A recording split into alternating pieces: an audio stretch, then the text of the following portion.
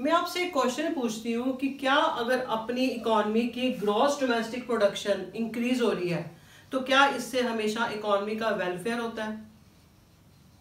इस क्वेश्चन को मैं ऐसे भी पूछ सकती हूँ कि क्या जीडीपी एंड वेलफेयर का पॉजिटिव रिलेशन है, या क्या आप इस स्टेटमेंट की फेवर में हो, डिफेंड करते हो इस स्टेटमेंट को, या इसके अगेंस्ट हो, रिफ्यूट करते हो? बताइए। चलो मैं आपको कुछ पॉइंट आपके साथ डिस्कस करती हूँ, उसके बाद हम एक कंक्लूजन पे पहुंचेंगे।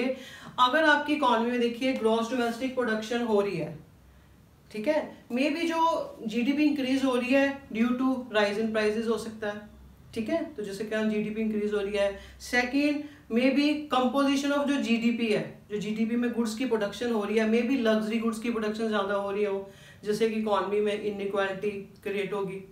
थर्ड, मे बी जो प्रोडक्शन की टेक्निक है वो एनवायरनमेंट फ्रेंडली ना हो, उसका एनवायरनमेंट पे नेगेटिव इम्पैक्ट पड़ रहा हो, यानी कि नेगेटिव एक्सटर्नैलिटी हो रही हो।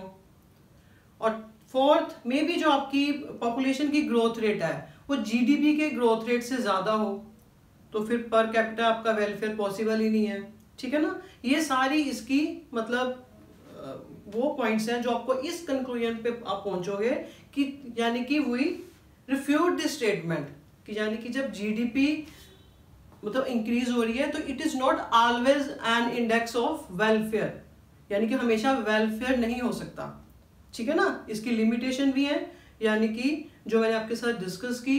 बाकी डिटेल्ड मतलब lecture of GDP, welfare, national income is available at my playlist. Have a nice day.